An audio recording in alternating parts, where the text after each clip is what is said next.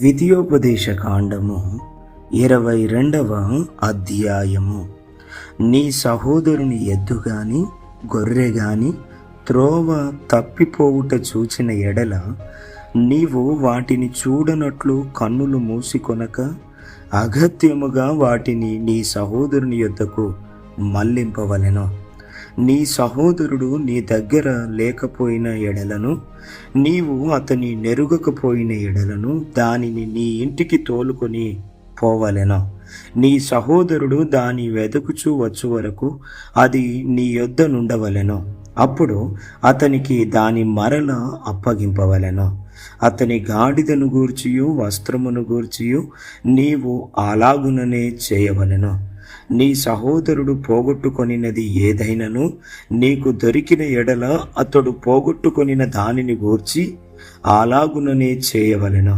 నీవు దానిని చూచి చూడనట్టుగా ఉండకూడదు.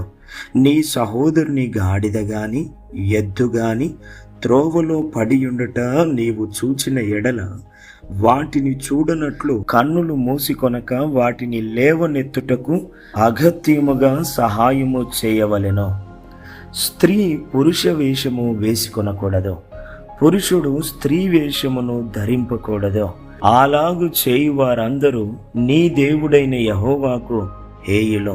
గుడ్లైనను పిల్లలనైనను గల పక్షిగూడు చెట్టు మీదనే గాని నేల మీదనే గాని త్రోవలోనే గాని నీకు కనబడిన ఎడల తల్లి ఆ పిల్లలనైనను ఆ గుడ్లనైనను పొదిగి ఉన్న ఎడల పిల్లలతో కూడా తల్లిని తీసుకొనక నీకు మేలు కలుగునట్లును నీవు దీర్ఘాయుష్మంతుడవగునట్లును అగత్యముగా తల్లిని విడిచి పిల్లలనే తీసుకొనవచ్చును. క్రొత్త ఇల్లు కట్టించినప్పుడు దాని మీద నుండి ఎవడైనను పడుట వలన నీ ఇంటి మీదికి హత్యా దోషము రాకుండుటకై నీ ఇంటి పైకప్పునకు చుట్టూ పిట్టగోడ కట్టింపవలెను. నీవు విత్తనముల పైరును నీ ద్రాక్ష తోట వచ్చుబడియు ప్రతిష్ఠితములు కాకుండానట్లు నీ ద్రాక్ష తోటలో వివిధమైన వాటిని విత్తకూడదు. ఎద్దును గాడిదను జత చేసి భూమిని దున్నకూడదు. ఉన్నియు జనుపనారయు కలిపివేసిన బట్టను వేసుకొనకూడదు. నీవు కప్పుకొను నీ బట్ట 4 చెంగులకు అల్లికలను చేసుకొనవలెను. ఒకడు స్త్రీని పెండ్లి చేసుకొని ఆమెను పూడిన తరువాత ఆమెను వల్లక ఆమె మీద అవమాన క్రియలు మోపి ఆమె చెడ్డదని ప్రచురపరిచి ఈ స్త్రీని నేను పరిగ్రహించి ఈమె దగ్గరకు వచ్చినప్పుడు ఈమె యందు కన్యత్వము నాకు కనబడలేదని చెప్పిన ఎడల ఆ చిన్నదాని తల్లిదండ్రులు ద్వారమందున్న ఆ ఊరి పెద్దల యొద్దకు ఆ చిన్నదాని కన్యత్వ లక్షణములను తీసుకుని రావలెను.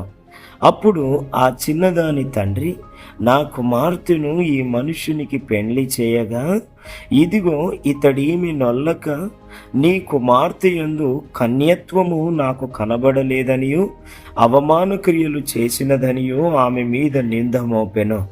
అయితే నా కుమార్తె కన్యత్వమునకు గురుతులివే అని పెద్దలతో చెప్పి పట్టణపు పెద్దల ఎదుట ఆ బట్టను పరచవలెను.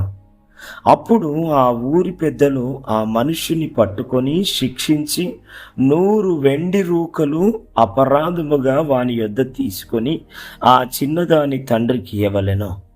ఏలయనగా అతడు ఇశ్రాయేలీయురాలైన కన్యకను అవమానపరిచి ఉన్నాడు. అప్పుడు ఆమె అతనికి భార్య అయి ఉండును.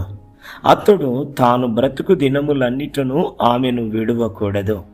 అయితే ఆ మాట నిజమైన ఎడల, అనగా ఆ చిన్నదాని యందు కన్యకా లక్షణములు కనబడని ఎడల, వారు ఆమె తండ్రి ఇంటి యొద్దకు ఆ చిన్నదానిని తీసుకొని రావలెను. అప్పుడు ఆమె ఊరివారు ఆమెను రాళ్లతో చావగొట్టవలెను. ఏలయనగా ఆమె తన తండ్రి ఇంట వ్యభిచరించి ఇశ్రాయేలీయులలో దుష్కార్యము చేసెను. అట్లు ఆ చెడుతనమును మీ మధ్య నుండి మీరు పరిహరించెదరు.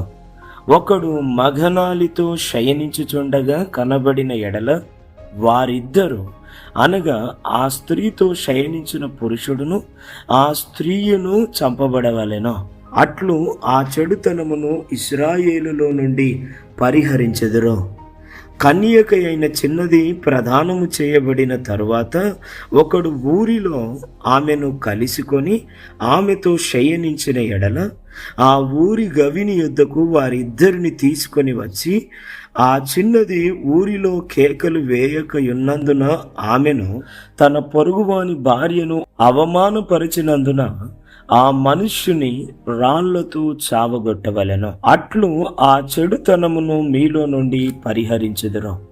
ఒకడు ప్రదానము చేయబడిన చిన్నదానిని పొలములో కలుసుకొనినప్పుడు ఆ మనుష్యుడు ఆమెను బలిమిని పట్టి ఆమెతో శయనించిన ఎడల ఆమెతో శయనించిన మనుష్యుడు మాత్రమే చావవలెను.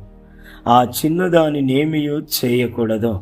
ఆ చిన్నదాని యందు మరణపాత్రమైన పాపము లేదో. ఒకడు తన పొరుగువాని మీదికి లేచి ప్రాణహాని చేసినట్టే ఇది జరిగినది. అతడు ఆమెను పొలములో కలుసుకొనగా ప్రదానము చేయబడిన ఆ చిన్నది కేకలు వేసినను ఆమెకు రక్షకుడు లేకపోయెను. ఒకడు ప్రదానము చేయబడిన కన్యక అయిన చిన్నదానిని కలుసుకొని ఆమెను పట్టుకొని ఆమెతో శయనింపగా వారు కనబడిన ఎడల ఆమెతో శయనించిన వాడు ఆ చిన్నదాని తండ్రికి 70 వెండి రూకలిచ్చి ఆమెను పెండ్లి చేసుకొనవలెను. అతడు ఆమెను అవమానపరిచిన గనుక అతడు తాను బ్రతుకు దినములన్నిటను ఆమెను విడిచిపెట్టకూడదు. ఎవడును తన తండ్రి భార్యను పరిగ్రహింపకూడదు.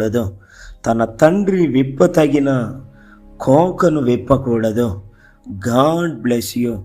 దేవుడు మిమ్మల్ని దీవించునుగాక. ఆమెన్.